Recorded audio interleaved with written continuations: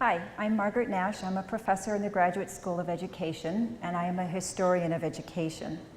I study things like, in different time periods, who had access to education and who didn't.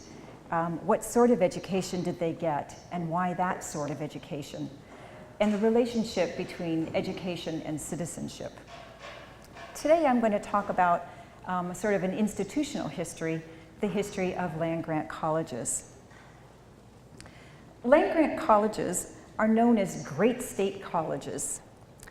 I'm from Ohio, so we have to have the Buckeyes up there. But what does land-grant mean? When the federal government had land in the West to sell, it gave some of the profits to higher education, and especially to colleges that taught agriculture and applied science. And these colleges were referred to as the people's colleges. Today, there are over 100 land-grant colleges and universities, including, of course, UCR, which began as a citrus experiment station in 1907.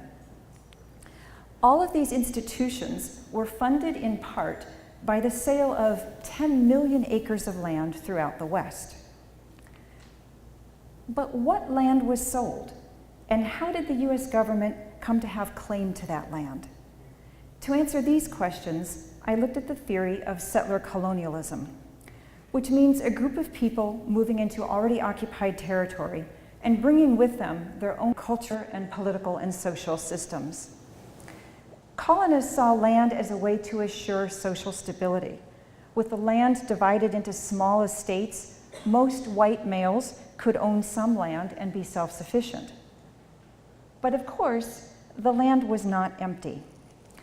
And so began a process of removing Native Americans through disease and through armed conflict. Another means was by settlement itself.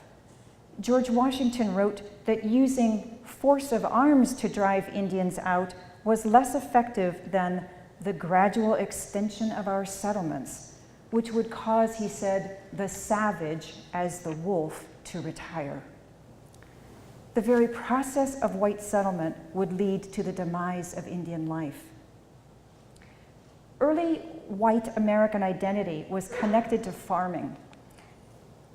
Anthropologist Patrick Wolfe argues that while agriculture provides materially in the obvious form of food, it also is a potent symbol of settler colonial identity. The Land Grant Act reflects this ideology of settler colonialism in at least three ways. First, the sale of cheap Western land promoted Western migration and settlement. Second, the act promoted education, which is a means of reproducing dominant values. Third, the act specifically encouraged practical and agricultural education.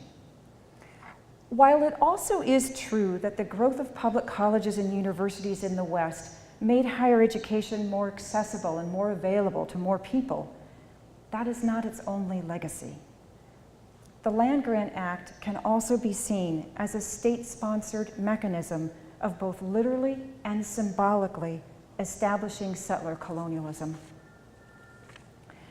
The plan put forward by Justin Morrill, a senator from Vermont, handsome guy, provided 30,000 acres of Western land for each senator and representative in Congress. New states in the West got land within their state borders and built colleges on some of that land and sold the rest of the land to help fund the college. Established states in the East that no longer had unclaimed land to sell got scrip, which is a sort of coupon for land in the new Western states. They could sell the scrip and use the proceeds to support their state college. This plan passed Congress in 1862. This is a significant year. That same year, Congress also passed the Homestead Act and railroad land grants. The Homestead Act encouraged people to move west by literally giving the land away. The Morrill Act needs to be seen in this context. Although it did earmark funds for public higher education, its bigger purpose was to encourage non-Indian settlement of the West. One way to link land-grant colleges with Indian dispossession is to look at the land on which the new land-grant institutions in the West were built, and then find out what tribes previously lived on that land. Here are just 3 examples. First is the University of Nebraska and representatives of the Otoe, Missouri tribe in the 19th century and today. Kansas State University and the Kaw in the 19th century and today.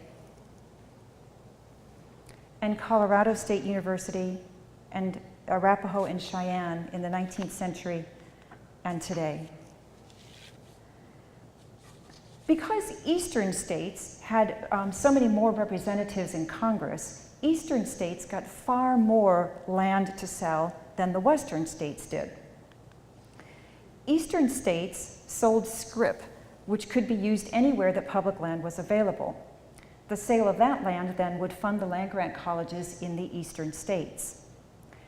Tracking the sale of scrip requires using the extensive database of the Bureau of Land Management. This is just a sample of what their database is like, but it's very cool. You can see the actual deeds, very cool.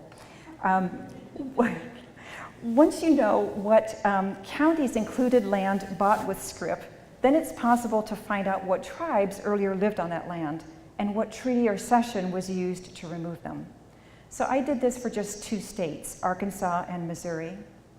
So here is a county map of Arkansas on which you can overlay a treaty map.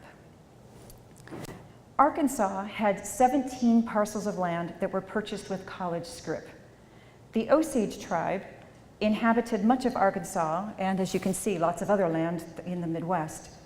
But in 1839, the US government forced the Osage to cede all of the land to the US and move to a small reservation, which you can see is represented by that purple dot. A large area in Arkansas surrounding and including hot springs was lived in by the Quapaw, or the Ogapa.